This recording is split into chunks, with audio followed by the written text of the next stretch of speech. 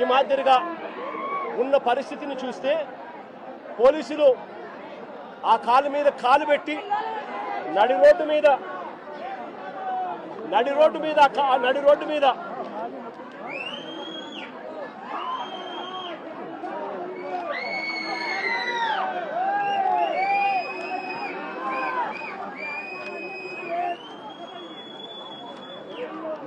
మీద ఆ పోలీస్ కాలు తొక్కుతూ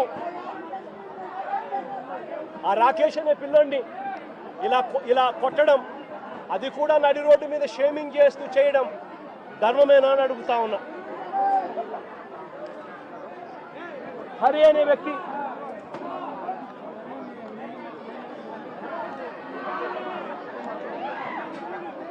హరికృష్ణ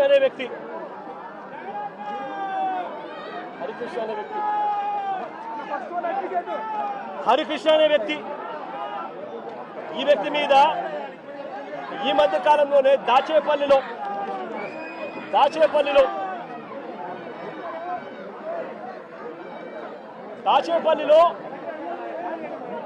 హరికృష్ణ అనే వ్యక్తిని తప్పుడు కేసు పెట్టి ఈ మధ్య కాలంలోనే దారుణంగా సిఐ క్వార్టర్స్ లో పడేస్తే, ఇంత దారుణంగా కొట్టి పడేస్తే వారి తల్లిదండ్రులు గ్రామస్తులు వచ్చి ఆందోళన చేసి ఈ పిల్లాడిని రక్షించుకున్నారు. ఈ కేసులో కూడా ఎలాంటి గాయాలు జరగలేదని, ఎలాంటి గాయాలు ఆ పిల్లాడికి రాలేదని డాక్టర్లు దొంగ సర్టిఫికెట్ కూడా ఇప్పించుకున్నారు.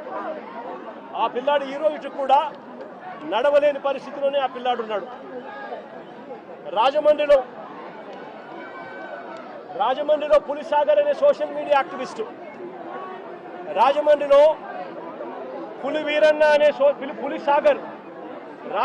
పులిసాగర్ అనే సోషల్ మీడియా యాక్టివిస్టు ఈ పిల్లాడు కూడా దళితుడే. ఈ పిల్లాడిని కూడా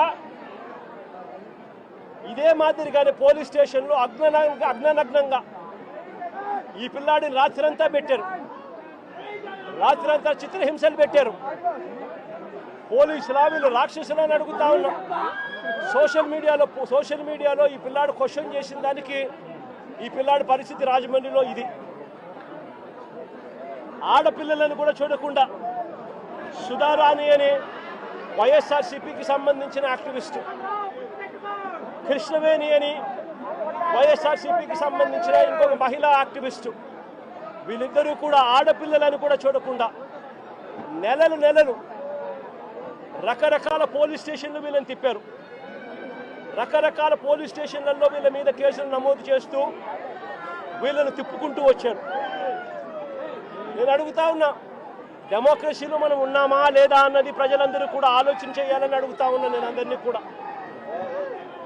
రాష్ట్ర వ్యాప్తంగా కూడా ఇలాంటి ఘటనలు జరుగుతూ ఉన్నాయి. పోలీసులు తెలుగుదేశం పార్టీకి సంబంధించిన రెడ్ బుక్ రాజ్యాంగాన్ని అమలు చేయడంలో నిమగ్నమై ఉన్నారు. మొట్టమొదటిసారిగా రాష్ట్రంలో ఈరోజు చూస్తూ ఉన్నాం. తెలుగుదేశం పార్టీ సాక్షాత్తు సిఐల్ని, సాక్షాత్తు డిఎస్పీల్ని, సాక్షాత్తు ఎస్ఐల్ని ఉపయోగించుకుంటూ పోలీసులను కలెక్షన్ ఏజెంట్లుగా వాడుకుంటా ఉన్నారు. ఎమ్మెల్యేలు వ్యాపారం చేస్తారు.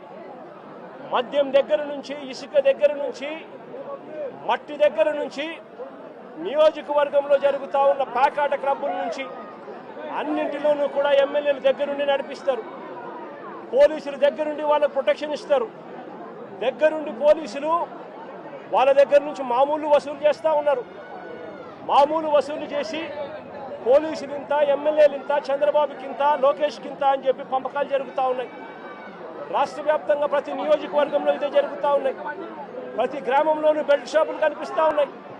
ప్రతి మందు షాప్ పక్కన పర్మిట్ రూములు లేకుండా ఇల్లీగల్ పర్మిట్ రూములు కనిపిస్తూ ఉన్నాయి. ప్రతి పర్మిట్ రూముకు డబ్బులు తీసుకుంటా ఉన్నారు. ప్రతి బెల్ట్ షాప్కు పోలీసులు డబ్బులు తీసుకుంటా ఉన్నారు. ఎమ్మెల్యేలకు డబ్బులు ఇస్తున్నారు. చంద్రబాబు నాయుడు గారికి ఇంత, లోకేష్కి ఇంత కలెక్షన్లు జరుగుతూ ఉన్నాయి. ఇసుక, ప్యాకాట, మట్టి, సిలికా, క్వాడ్స్, లాటరైటు ఏది వదలకోకుండా నియోజకవర్గంలో ప్రతిదీ కూడా వసూళ్లు కార్యక్రమం జరుగుతూ ఉన్నాయి.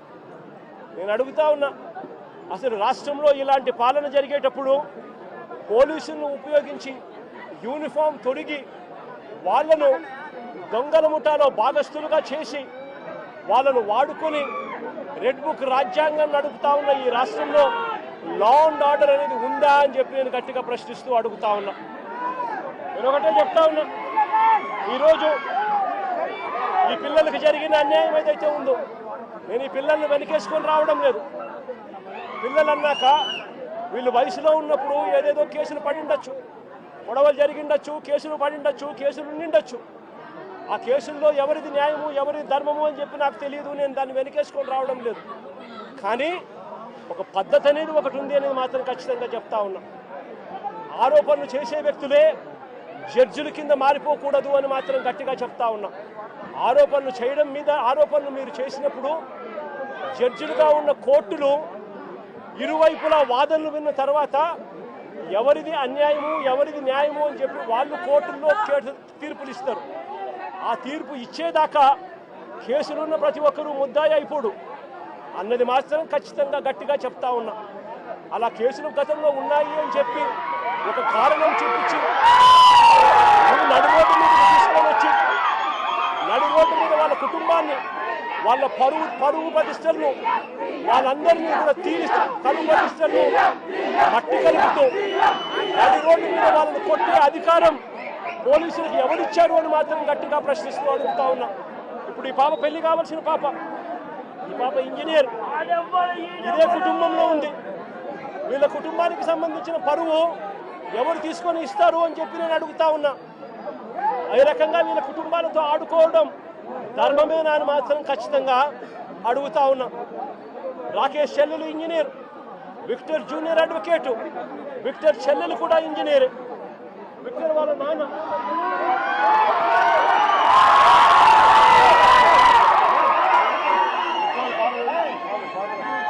విక్టర్ వాళ్ళ నాన్న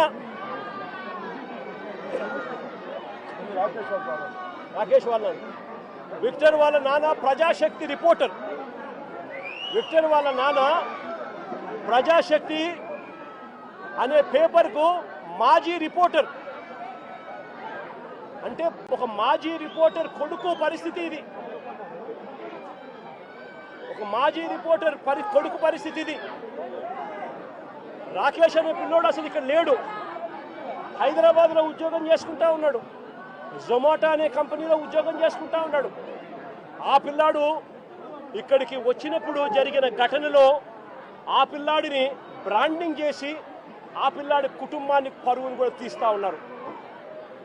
ధర్మమేనా అన్నది ప్రతి ఒక్కరూ కూడా ఆలోచన చేయమని కోరుతా ఉన్నారు. లా అండ్ ఆర్డర్ పూర్తిగా కుప్పకూలిన పరిస్థితుల మధ్య చంద్రబాబు నాయుడు గారి ప్రభుత్వంలో ప్రతి వ్యవస్థ నీరుగారిన పరిస్థితుల మధ్య స్కూళ్లు దిగజారిపోయాయి. పిల్లలకి ఇవ్వాల్సిన